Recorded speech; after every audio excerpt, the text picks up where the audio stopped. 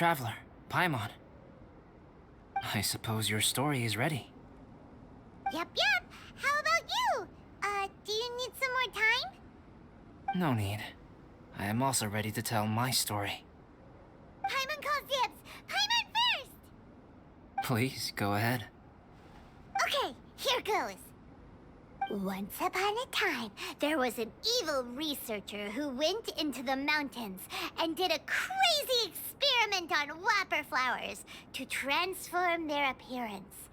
After a lot of pain and suffering, the whopper flowers finally took on a human form. Then they stood by the side of the mountain to wait for unsuspecting bypassers. To whoever spoke to them, they would ask some questions such as, "Who am I? Who are you?" If the bypasser got the wrong answer, the last sound they'd make would be a yelp before the whopper flower ate them alive in one bite. Ooh, truly frightening. What the? You two aren't scared at all! Don't go nitpicking, okay? If you didn't like the story, go write your own!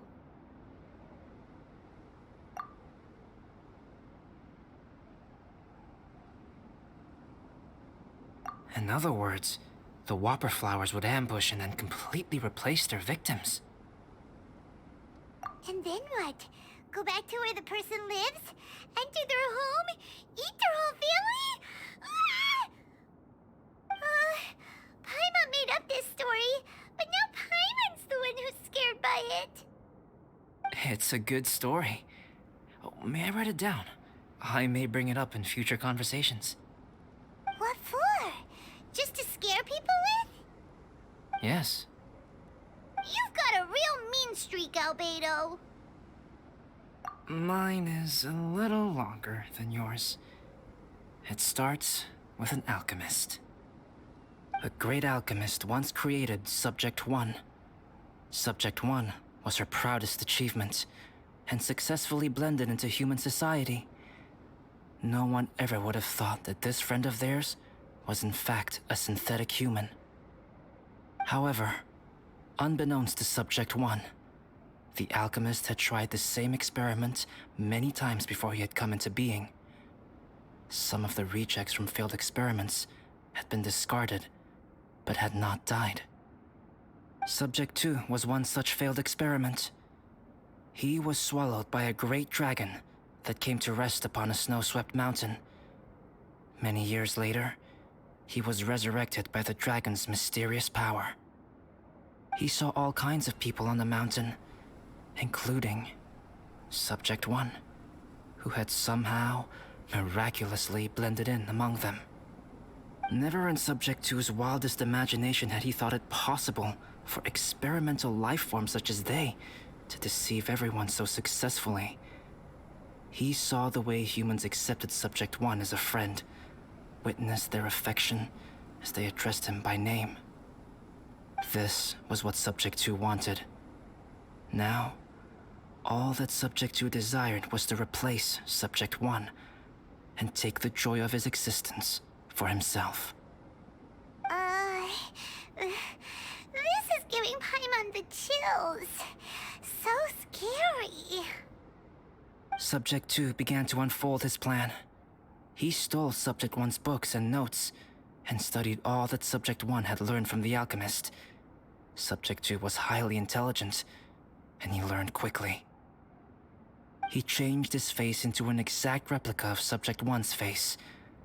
Then, he found a plant with mimicry capabilities, and transformed it using dragon blood and alchemy.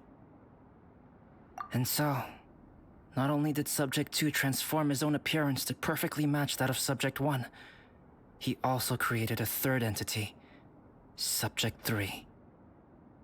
What? There's 3 of them now? But Subject 2 wanted to become a perfected human. So, he erased a mark on both his and Subject 3's necks. For these marks were symbols of imperfection. In my view, it was probably a subconscious act, an instinct. He so desperately craved to become a perfect human being that he forgot something.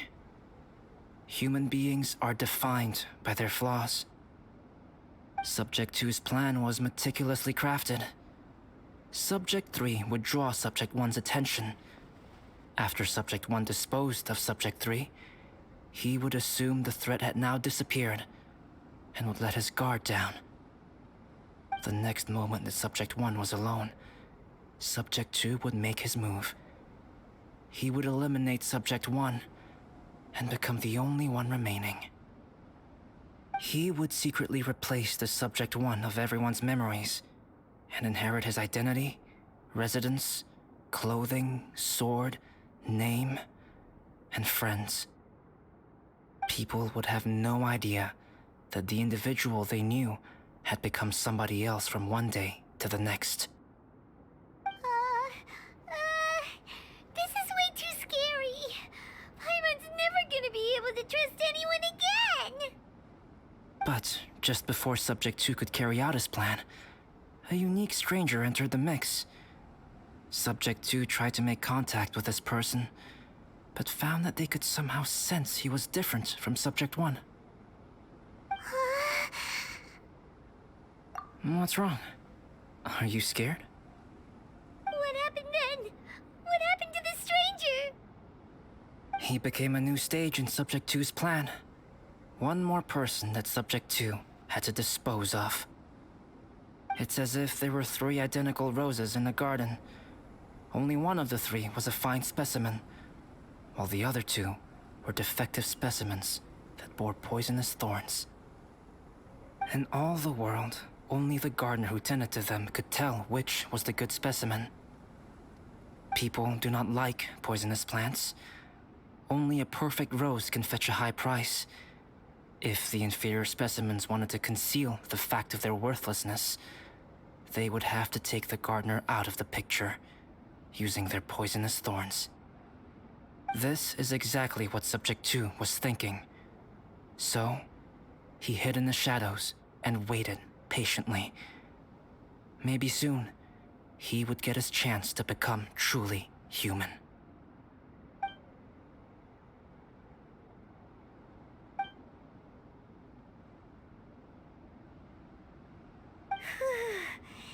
That was intense! So what happened after that? Did Subject 2's plan succeed? Paimon can't bear thinking about it! Fortunately, it is just a story. And even in this story, Subject 2 did not succeed. But you can never let your guard down on Dragonspine. Monsters mutated with Durin's power and blood are also creatures of Rhine-Daughter, just like me. You must beware of all such creatures. I'm glad to hear that. It's okay. I know what I am. You and I are both different, so there is no need for me to hide the truth from you. The only thing is that sometimes, when I think about how mighty the power of alchemy is, I feel so small. As beings who set foot in this world, how arrogant are we in desiring to control our destiny and in desiring to create? Is creation an arrogant act, Traveler? If not, why do we call the ones that created us and control us gods? If it is, then what qualifies us to call ourselves creators? How far must we take our reverence and respect, and what purpose does it serve? Nothing special, but whenever I think about it, I feel a twinge of grief. Poor Albedo. Hello? Traveler, are you here? Hey, is that Amber? Thought we might find you here. We're here to deliver a message from Cyrus. There's gonna be a big event down at the base camp, and they want you there too, Traveler.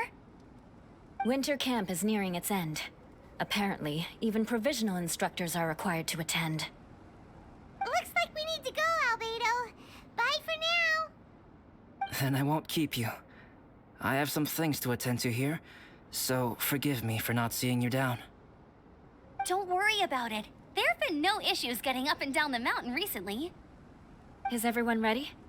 Let's not keep them waiting.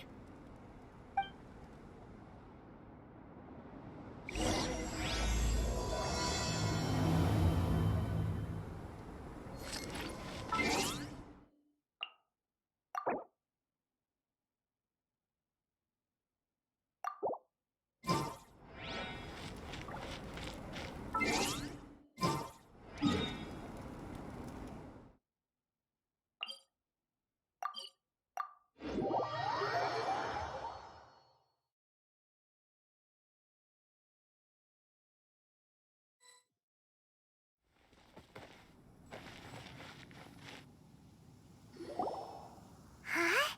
Who is this guy? Allow me to introduce Yozerv. He's Joel's father. Dad, this is that traveler I was telling you about. The traveler's helped me out loads in the past, and this time we even built a snowman together. Joel has told me everything about you. I can't thank you enough. Wow, this is amazing! Wait a second. Why is Cyrus discreetly wiping tears away? And what is Pallid doing here? Pallid is the hero of the hour this time. Go on, Pallid. Tell us what happened in your own words. Okay. The weather was fine on that fateful day, and I had a feeling that Lady Luck was smiling down on me. So I trusted my gut and set off to explore somewhere new, somewhere dangerous. Because where there is great danger, there is also great treasure. Why does this sound so hard to believe? But I had only been away from the group for a short while when I fell down a slope and just started rolling. Uh-oh. Did my bad luck rub off on him when we ran into each other on the mountain? The place I fell to was somewhere I didn't recognize, and I'd sustained a few injuries. I remember thinking to myself, this is the worst luck I've ever had in my whole life. Then I met Yozerv. He'd heard the sound of me falling and came out to see what was going on. Huh? Wow, so it was completely by chance then. I thought he must have been someone from the Adventurers Guild here for the event, but after a few words of conversation, it was clear that he was having memory problems. He didn't even know his own name. The temperature was freezing, and there was no time to deal with all that there and then, so I convinced him to come back to the camp with me and figure everything else out after we got there. We got back to the camp, ran into Joel, and the moment he saw him, he froze for a second with this completely stunned expression on his face, and then he started crying out, "Dad! Dad!" That's when Yozerv suddenly started to remember. My memory has still not fully recovered, but Joel and his mother, they are the only ones that I will not, no, that I cannot forget. Daddy. Daddy's right here, Joel. Daddy's right here. Yozerf, don't you remember anything else at all? The poor princess, feeding the foxes? I'm sorry. I have no recollection. Maybe it's because of the head trauma. I'm not sure. I woke up and found myself covered in blood. My things were gone, and there was nothing to indicate who I was or how I got there. I crawled into a cave and settled in for a slow recovery. After my legs and feet were a little better, my hunting skills were what kept me alive. Dad, I was so worried about you. I'm all right now, Joel. Oh, don't cry. Daddy's not going anywhere. I'm here to stay. Oh, this is good. This is good. You know what, though? I definitely think my luck got worse after running into Benin on that mountain. I knew it. I just... No. I just meant if it weren't for you, there's no way I ever would have run into Yozerv on a mountain this huge. Besides, we got back safely, didn't we? So don't blame yourself. Maybe sometimes miracles can only happen when you get just unlucky enough. Ballad. When did you become such a smooth talker, huh? Huh? Am I? I was just telling the truth. Oh, yeah. I want to say thank you to the Traveler, Uncle Cyrus, Auntie Eula, and Auntie Amber. Thanks, everyone. You all helped look after me, and I will always remember it. But I guess I can't take the snowman with me, or it'll melt once it leaves Dragonspine. It's such a shame. Oh, I can help with that. One moment. Huh? Eula? Here, take this. It's powdered rime.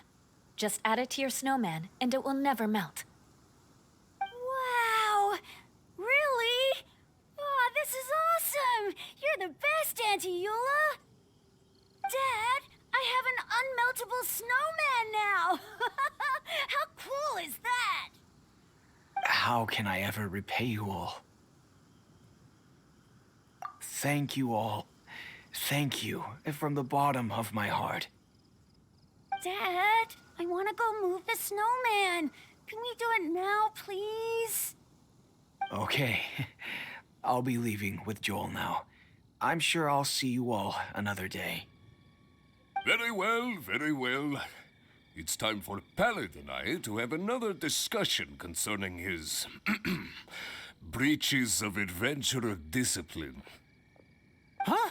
But Cyrus, I think I kind of made up for my mistakes this time, you know? See you guys! Oh, I made this for you and Amber. Think of it as a winter souvenir. Are you sure? This must be really important to you. Come on now, just take it. No need to make such a fuss. Wow! Now our snowman won't melt either! Great! You're welcome.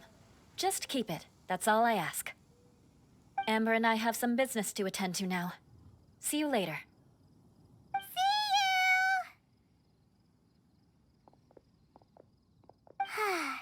Everyone's gone.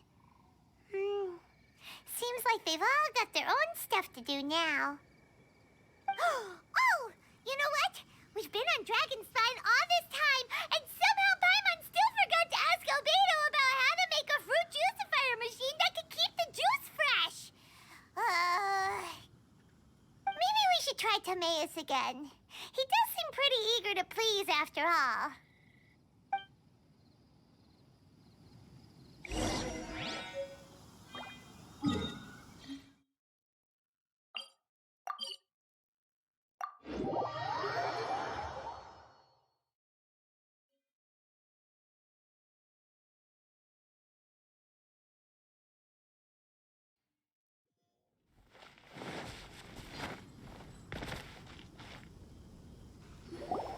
Timaeus! Traveler and Paimon, what can I do for you? Wait a minute. You've got that mischievous look on your face. Oh, you're not still thinking about that ridiculous juicer thing, are you? Timaeus, will you help us? Well, if the Traveler isn't really interested, then, yeah, maybe I'll give this one a pass. It's just the weirdest request ever.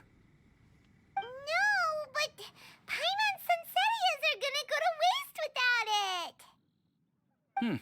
And the time it would take me to research something like that, I could probably pick those Sunsetias again 10 times over. New research project, Timaeus? We meet again. Oh, Albedo, thank goodness. So the situation is, Paimon wants a machine that can turn fruit into juice and keep the juice fresh. I mean, surely it's... Majorly important, that's what it is. If you can manage to invent this, we'll never have to worry about fruit going bad ever again. That's impossible.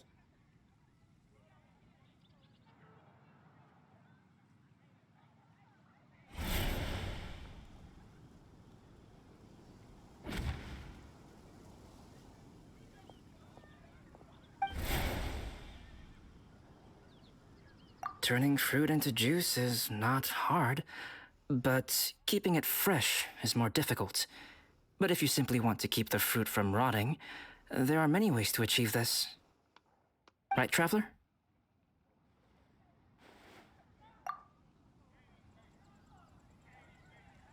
What about his neck? What's wrong? Is there something on my neck? From the look on your face, it's as if you thought I just played a practical joke on you that was in exceedingly poor taste. Albedo, you were saying, how do you stop fruit from going bad?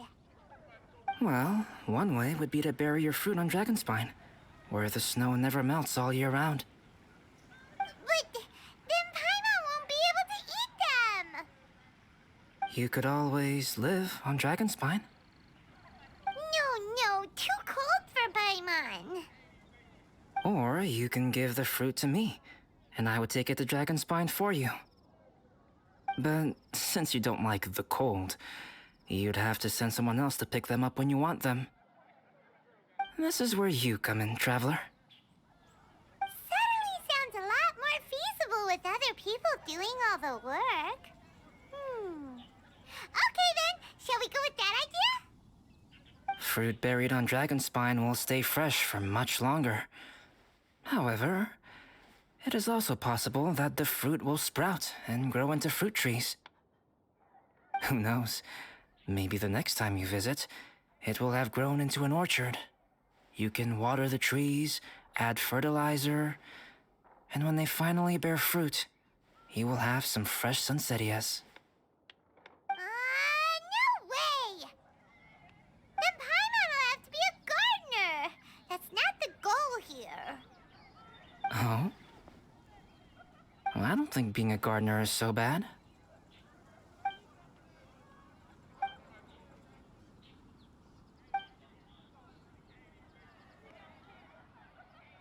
Albedo, stop trying to get your hands on Paimon's super sweet Sensitias! It bothers you, does it? Of course it bothers Paimon. They are the rarest, super duper sweetest Sensitias ever. And they're not for you. Okay, but they're just Sensitias. I think you're only so attached to them because you don't have much fruit of this quality in your possession. When someone's pockets are full and their spirit is fulfilled, they don't easily fall prey to this kind of yearning. Really?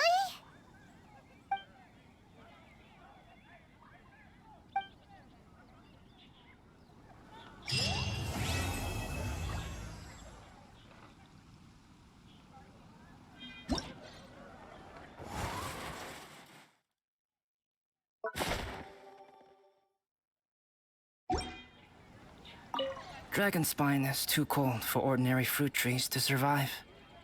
But if, one day, Dragonspine did become home to gardens and orchards, there would be more reasons for people to visit. Perhaps a little life is the key to attracting people. Life may exist in all kinds of unfathomable forms, and in all manner of unthinkable environments. Mysterious, yet tenacious. Perhaps this is what makes life so special.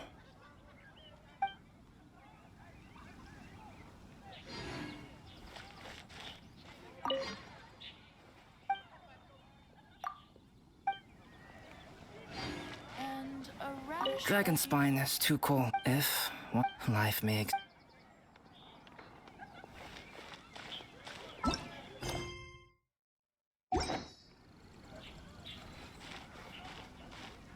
You're also here from Mondstadt's Wine, aren't you? Ancient alchemy truly is fascinating.